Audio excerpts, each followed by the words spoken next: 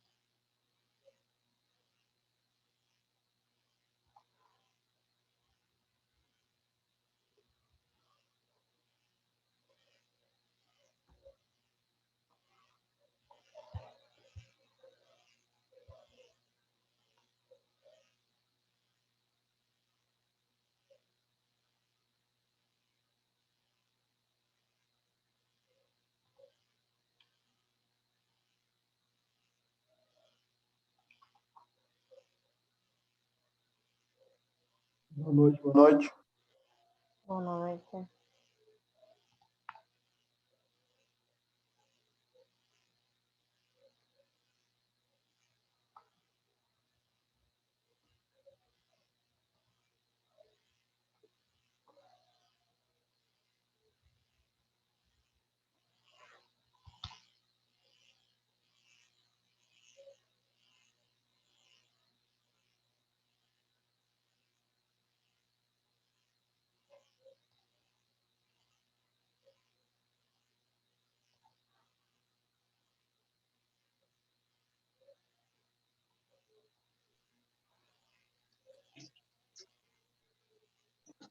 Boa noite. Boa noite.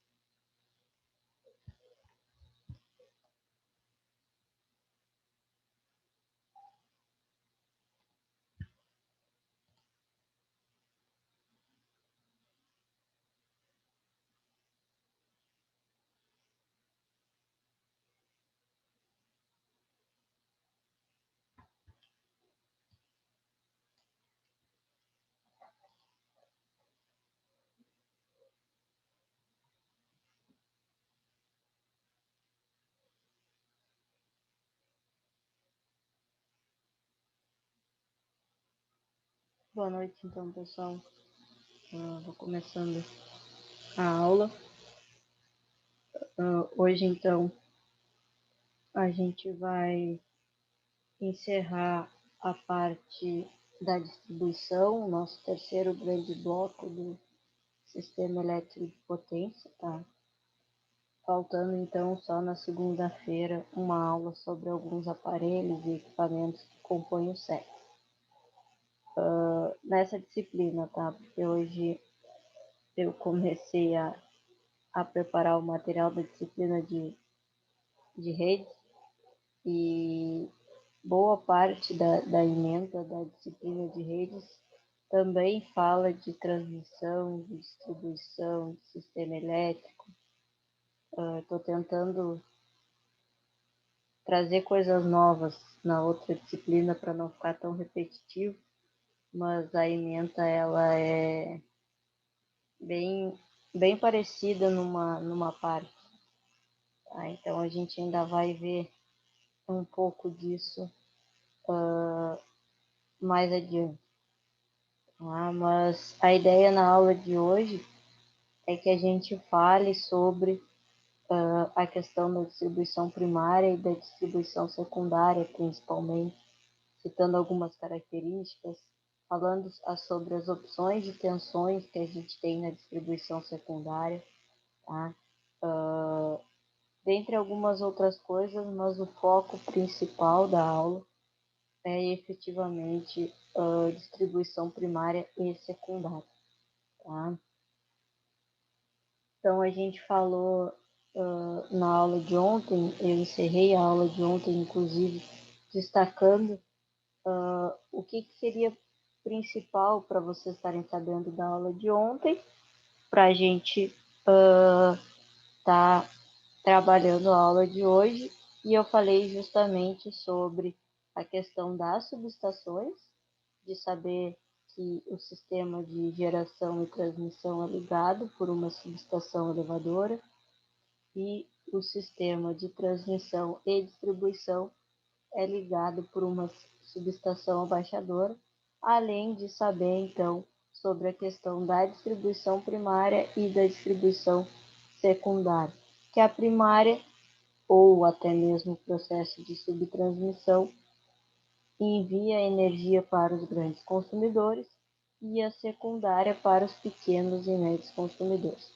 Foi isso que, em resumo, nós vimos na aula de ontem e que nós precisamos saber para dar continuidade na aula de hoje. Tá? Então, começando a aula de hoje abordando a questão da distribuição primária, tá? Nesse processo, a gente tem variação de tensão de 11 a 22 kV, dependendo da literatura, de 11 a 35, tá? Mas são valores elevados, tá? Depois a gente vai destacar os valores da secundária. São valores bem superiores e que variam de local para local, região para região, e que são utilizados então por aqueles grandes consumidores como as nossas indústrias aqui da Barra. Tá? Então, são só eles, os ditos grandes consumidores, que recebem e que são alimentados diretamente por essa distribuição primária. Tá? O restante vai ser alimentado pela distribuição secundária.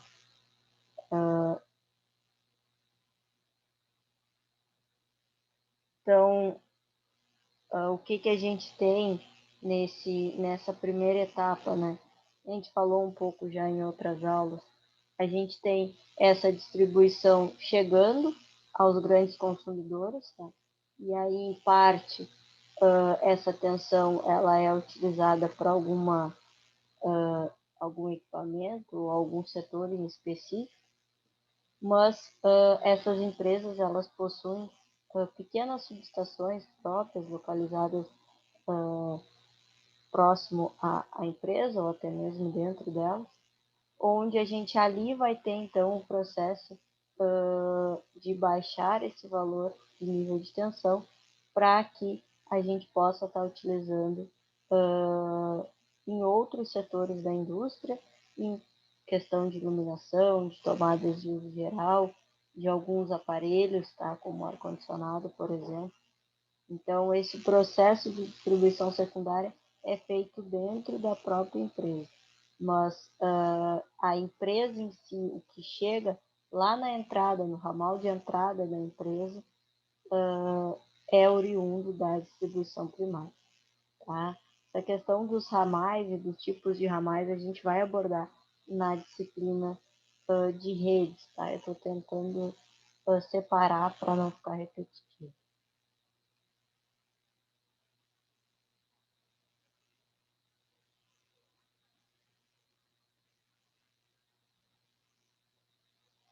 Então, essa tensão ela varia de acordo com o seu papel no sistema de abastecimento e de distribuição, então depende da necessidade, né, do nosso sistema. E de acordo com normas internacionais, a gente pode dividir, tá, inicialmente em dois grupos de tensão, tá? O de baixa tensão e o de alta, tá? Dependendo da literatura, ainda tem essa classificação maior ainda, tá? Com a parte de média tensão, mas a grande maioria aborda essas duas classificações, esses dois grupos. O de baixa, tá? Para valores de até 1 kV em corrente alternada, ou 1,5 kV em corrente contínua, e de alta tensão para valores maiores do que 1 kV CA ou 1,5 kV CC. A gente vai também abordar na próxima disciplina mais a fundo essa questão de transmissão CA e transmissão CC, tá?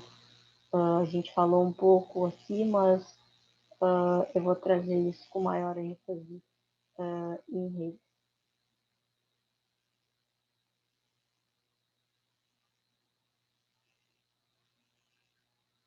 E aí a gente tem as redes de distribuição divididas em dois tipos, tá?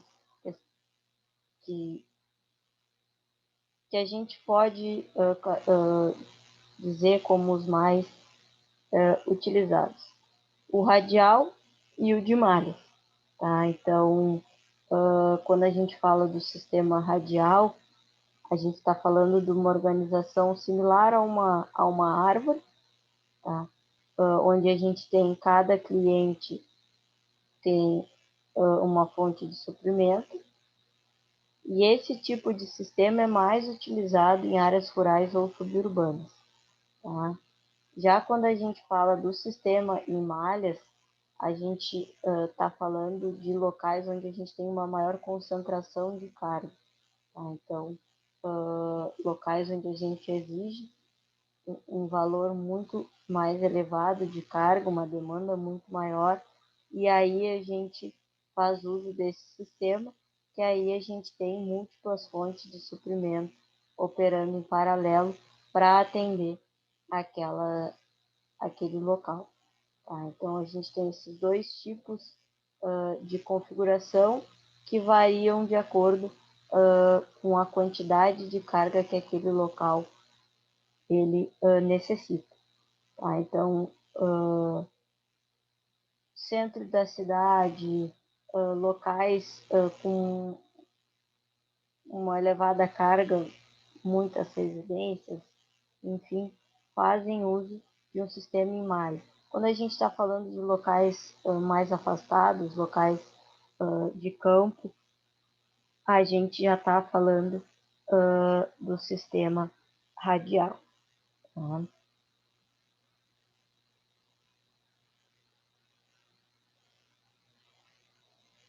E os sistemas radiais, tá? Eles geralmente incluem conexões de emergência, onde o sistema pode ser reconfigurado em caso de problema, como uma falha ou substituição.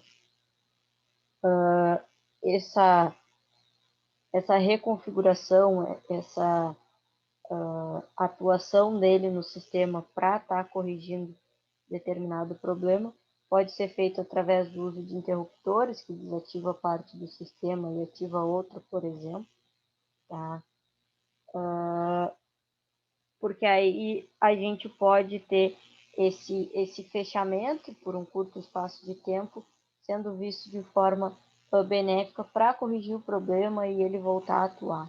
Tá? Então, a gente fecha ou isola parte do sistema, opera nele, faz a manutenção, enfim, corrige o problema que tem que ser corrigido e volta a atuar a partir do fechamento do interruptor novamente. Isso falando de um sistema radial, tá?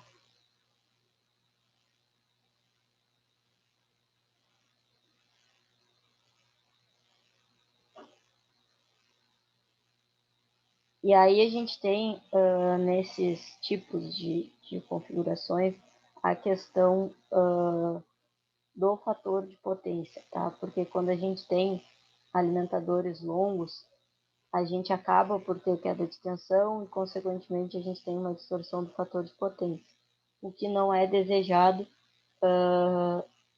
em nenhum momento, tá? Então, para que a gente evite, na verdade, não é que a gente vai evitar a queda de tensão e vai evitar essa distorção do fator de potência, mas a gente vai ter ali um sistema capaz de fazer essa correção quando isso acontecer. A gente faz a instalação, então, de capacitores nesse sistema, e aí no momento que a gente adiciona esses capacitores e a gente tem essa distorção no fator de potência, imediatamente a gente atua no sistema para fazer essa correção e voltar a ter um fator de potência desejado.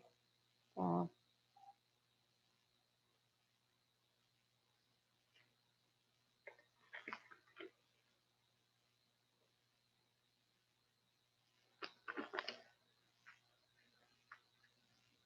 E sempre que a gente tem ou alguma falha ou algum processo de manutenção, por exemplo, que tem que ser feito, mas mais especificamente alguma atualização ali no nosso sistema, algo que aconteceu e que o sistema ele precisa se auto-reconfigurar, precisa passar por um processo de reconfiguração.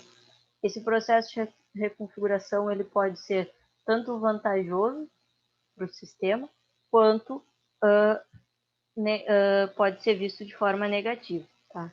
Por quê? Porque se a gente tem uma reconfiguração sendo feita da melhor forma possível, com a troca de ligações funcionais entre os elementos do sistema, com uma suavidade que não vai impactar negativamente no nosso sistema, isso vai representar, tá, um ponto positivo para o nosso sistema. Vai resultar num desempenho superior do nosso sistema, um desempenho operacional daquele sistema de distribuição muito melhor do que se a gente tiver essa reconfiguração sendo feita aos trancos de barranco.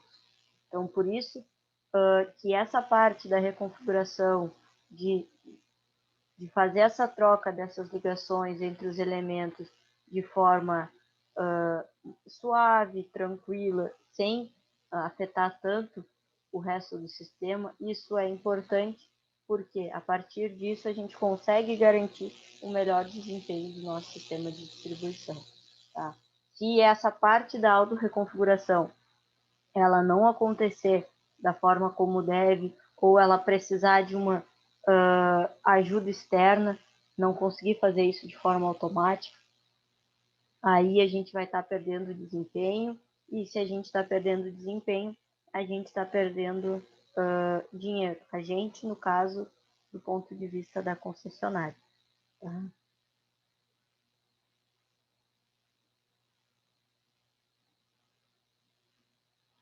Sempre que a gente fala de serviços rurais, de locais mais distantes, locais que são afastados dos grandes centros de carga, tá? A gente tem que ter alguns cuidados especiais. Tá? Por mais que aquele local ele vai exigir menos energia do que um centro de carga ele exige, por exemplo, ele vai necessitar sair com tensões de distribuição mais altos do que o normal, tá? Por quê? Porque quando a gente fala de serviços rurais, de áreas rurais, a gente está falando de áreas bem afastadas. E aí a gente tem que percorrer longas distâncias, tá? E aí a gente precisa compensar essas distâncias de alguma maneira. Porque geralmente essas grandes distâncias são feitas pelo processo de transmissão, tá? E não pelo processo de distribuição. Mas, quando a gente está falando, por exemplo, tá?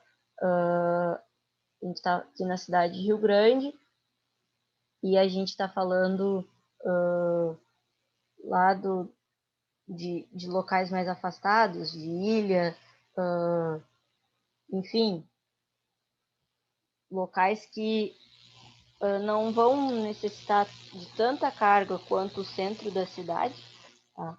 Mas que vão exigir que o processo seja feito com um pouco mais de tensão na saída para conseguir percorrer esse processo. Porque as perdas, elas existem não só no processo de transmissão, mas no processo de distribuição também. Tá? E a gente vai falar bastante sobre isso, sobre o porquê que a transmissão via corrente contínua ela tem ganhado espaço, tá? Justamente por causa dessa questão das perdas. Tá? Então a gente precisa sair com um valor mais alto para conseguir entregar para o consumidor aquilo que ele precisa após percorrer essas distâncias. Tá? E essa distribuição nessas áreas rurais ela pode ser apenas monofásica, caso não seja econômico instalar energia trifásica para relativamente poucos e pequenos clientes. Isso aqui falando de uma área rural onde a gente tem pouquíssimos consumidores e que cada um exige pouca carga, tá? Mas a gente poderia estar falando de áreas rurais onde a gente tem fazendas enormes com maquinários pesados e que exigiriam uma maior carga, aí a gente desconsidera essa parte, esquece essa possibilidade do monofásico, tá? E faz a instalação que eles efetivamente precisam. Tá? Aqui a gente está falando, não sei se alguém conhece, mas lá do Capão Seco, por exemplo, que a gente tem um morador aqui e outro acolá, e aí a gente não necessita, então, estar indo com grandes redes, né, devido ao custo, acaba não valendo a pena para a concessionária. Né?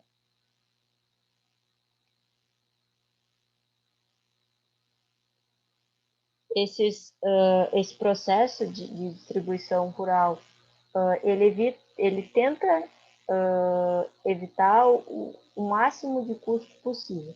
Tá? Então, se puder ser instalado menos postes, vão ser instalados menos postes.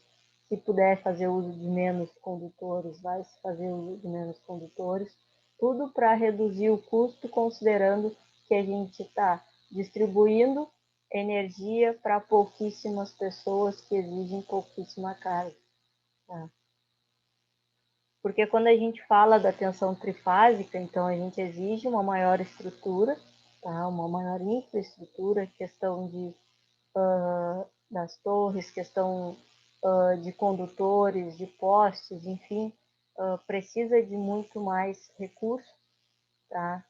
E, consequentemente, se precisa de mais equipamentos e mais recursos, a gente vai ter um custo mais elevado.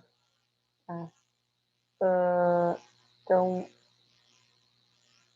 isso nos garante uma maior eficiência de equipamentos e do sistema como um todo, tá? Mas isso gera um custo maior para a concessionária. Então, isso só é feito, essa distribuição de rede trifásica, ela só é feita quando a gente está falando de grandes produtores, quando a gente tem instalações agrícolas, instalações de bombeamento de petróleo, plantas aquáticas, grandes fazendas e grandes consumidores rurais. Tá? Podemos separar assim, a gente tem os grandes consumidores, que são os industriais, e a gente tem os grandes consumidores rurais, que, por serem grandes consumidores, vale a pena o investimento na rede trifásica, porque isso, num curto espaço de tempo, vai ser recuperado, né, pela concessionária, e além do fato desses equipamentos eles exigirem uma maior eficiência, uma maior carga de energia. Tá?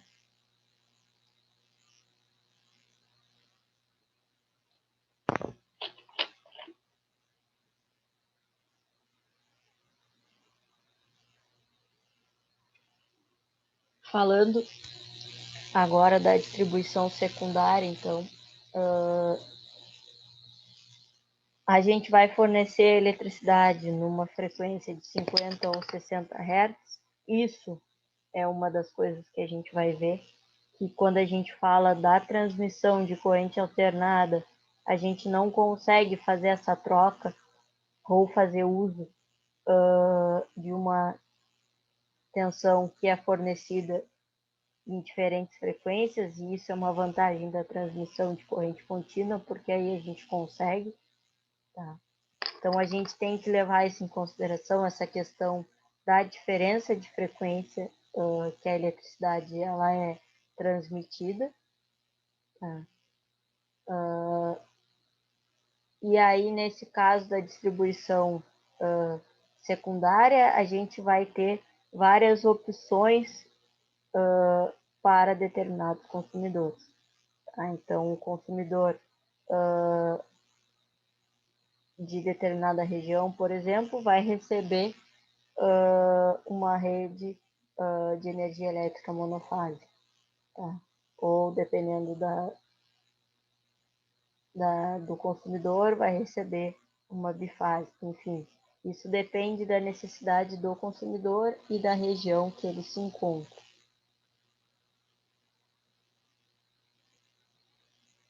Esse processo de distribuição secundária, ele é composto, é constituído, formado por a parte da média tensão, tá? Onde a gente tem a parte das barras de redistribuição e os respectivos aparelhos de comando, proteção e controle, que sempre são necessários, seja na etapa de geração, na etapa de transmissão ou de distribuição. Tá?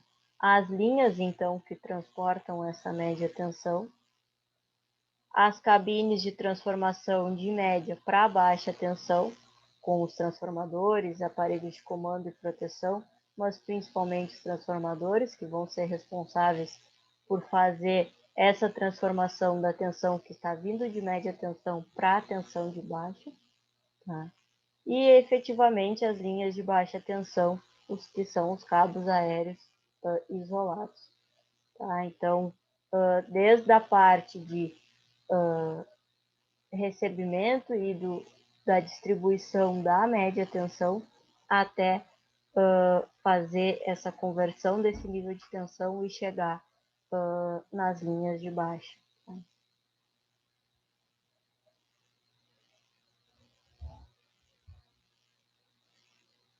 Uma ligação à terra, então no caso nosso aterramento, ele normalmente é fornecido para o sistema do cliente, bem como para o equipamento de propriedade da empresa de utilidade pública. Tá? Então, a finalidade, o objetivo de se conectar o sistema do cliente ao aterramento é justamente limitar a tensão que pode se desenvolver se os condutores de alta caírem sobre os condutores de baixa, que normalmente são montados no chão, ou se ocorrer uma falha dentro de um transformador de distribuição. Tá? Então, eu tenho o processo de distribuição, tenho o meu transformador lá no poste, que vai fazer a conversão do nível de tensão para 127, 220, por exemplo, e se eu tiver uma falha nesse transformador e ele não conseguir fazer essa conversão, eu tenho, então, um sistema de aterramento ali para ser utilizado e até por questão de descarga elétrica, enfim, não é só sobre a aplicação do ponto de vista da concessionária e porque ela tem que oferecer esse sistema, mas também por questões de condição climática que pode acontecer a qualquer momento, tá? Então, a gente tem que ter esse tipo de sistema e cada vez mais eles estão sendo utilizados. A gente tem alguns sistemas de aterramento, eu só vou citar eles aqui, não vou entrar no mérito de cada um. Talvez a gente entre nisso na disciplina de redes, ainda não preparei todo o material, ainda estou no processo. Mas destacando então quais os sistemas que podem ser utilizados, tá? Aqui eu destaco 4, cada um com as suas peculiaridades, com as suas finalidades específicas para cada um dos sistemas, tá? Mas só para destacar isso para vocês, a gente não vai entrar nesse mérito, ao menos nessa disciplina. E agora a gente vai ver algumas variações, tá? Regionais que a gente tem nesse processo de distribuição secundária. Tá? Então, algumas características de alguns sistemas diferentes. Então, o primeiro deles, o sistema 220 e 240. Então, a maior parte do mundo usa os 50 Hz, 220 ou 230 monofásico e 400 volts a 3 fases para serviços residenciais ou industriais leves. Então, parte, por exemplo, de administrativo de alguma indústria. Tá? Então, nesse sistema, a rede de distribuição primária fornece algumas subestações por área e a tensão de 230 volts de cada subestação é distribuída diretamente. Tá? Então, para sistemas desse tipo,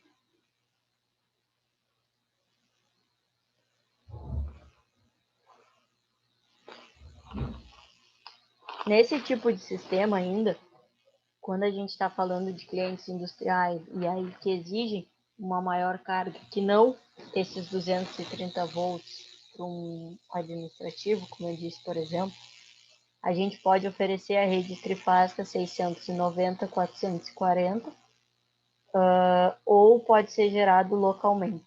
Tá? Então, ou a concessionária vai fornecer esse valor, ou a empresa vai ser capaz de estar gerando essa tensão.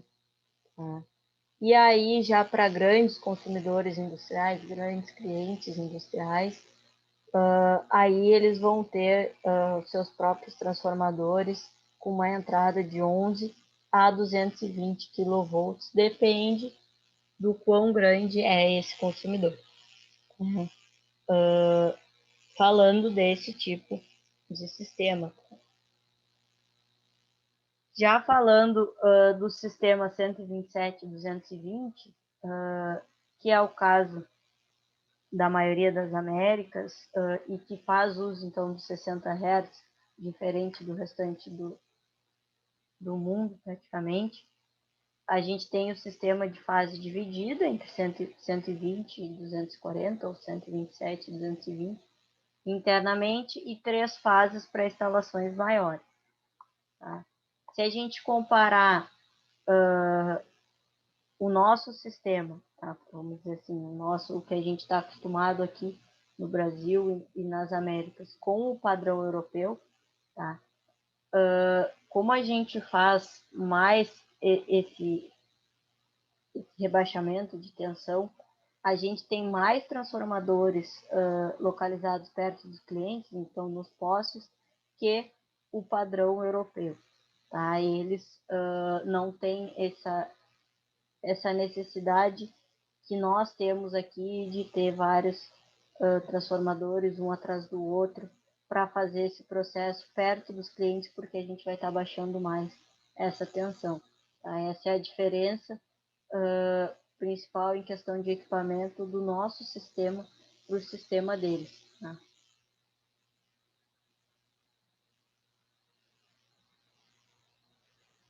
Por que isso? Tá?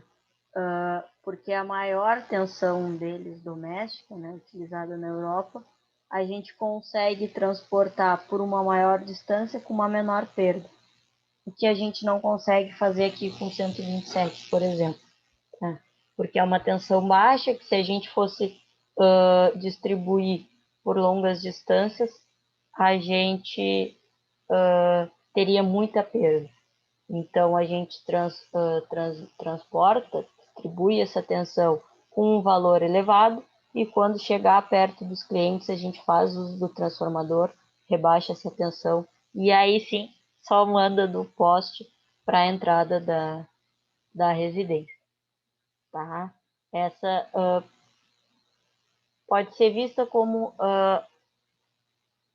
dizer desvantagem ou vantagem depende do ponto de vista, né? Mas se a gente for considerar que a gente faz uso desses transformadores que eles não fazem, isso pode ser visto como uma desvantagem do nosso sistema em relação ao sistema deles. A gente tem também a questão dos sistemas a 240 e tomadas a 120, tá? Então, voltando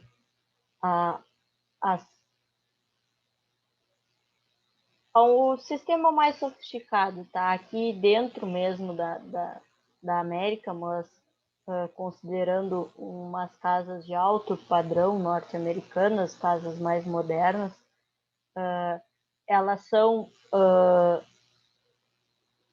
prontas, elas recebem o 240 do transformador, tá? E através do uso de energia elétrica de fase dividida, pode ser tanto receptor de 120 quanto receptor de 240, tá?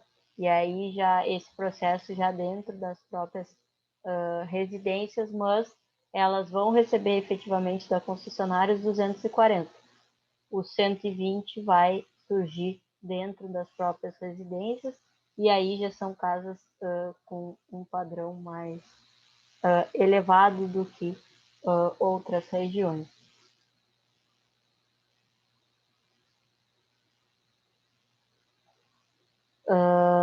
O 120, nesse caso, eles utilizam então para iluminação e aquelas tomadas de uso geral, tá?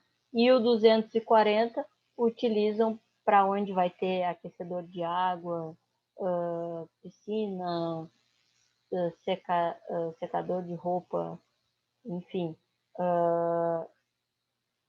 em locais onde vai exigir uma maior carga. Tá? Então, se eu tiver, por exemplo, uma oficina, uma garagem, oficina, como um dos colegas fez lá no nosso projeto elétrico, o Luiz, a gente tem maquinários ali que podem ser utilizados e também para o caso de carregar carros elétricos. Então, se coloca essa tomada de 240 na garagem também com essa finalidade. Tá?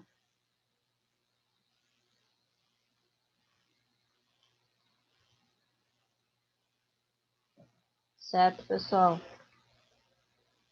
Eu tive conversando com o Rafael, tá, sobre questão da turma, tá na reta final, disciplina é teórica, não é muito atrativa, mas tá bem complicado em relação às presenças, a frequência de vocês e a participação. Sei que os que estão aqui geralmente são os que estão presentes, Inclusive, se nada mudou, o Francisco está presente em meio do caminho do serviço, porque acabou mudando de tudo, e mesmo assim está dando um jeito de assistir. Tá? Mas eu estou tentando fazer aulas curtas justamente por saber que esse conteúdo ele é um conteúdo que vocês já sabem e também é um conteúdo maçante, mas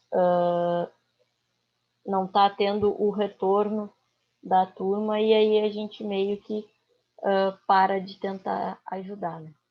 Porque tem que ser uma via de mão dupla. E a gente não está tendo o retorno da turma de vocês, então se vocês se conversam entre vocês, passem isso para eles. Porque a gente vai ter uma outra disciplina e como está o andamento dessa, vai ter que mudar em relação à próxima. Tá? Então, na reta final, não deixar a peteca cair para não complicar as coisas. Eu estou tentando fazer a minha parte, tentar fazer a aula mais curta para ver se o pessoal participa, sabendo que vai sair mais cedo, mas essa ajuda talvez vai ter que parar de acontecer porque não estão fazendo por onde. Tá? Então fica esse toque para vocês repassarem se vocês se conversam entre vocês, certo? Professora, eu vou ter que sair por agora, tá? Aqui. Não, eu Mas sei. a princípio a aula finalizou, né? Sim, o teu caso, Francisco, eu sei que tu está em meio aí para o serviço, não te preocupe, tá? Inclusive, agradeço por estar participando da maneira que dá e a questão da presença, ela já está dada, eu validei a presença de vocês, já fui fazendo aqui conforme vocês foram chegando. Não te preocupe. Valeu, professor. Muito obrigado, viu? Por Ah, todo o conhecimento também. pessoal, segunda-feira a gente tem a aula de aparelhos e de equipamentos, a nossa última aula teórica. A gente vai ter a lista na terça, tá? E aí vai ter uma revisão e a avaliação em seguida. A gente encerra essa disciplina semana que vem, tá? Por hoje era só, então. Uma boa noite para todo mundo e espero você segunda. Boa noite, boa noite. Boa noite, boa noite. Até segunda. Bom final de semana para vocês aí.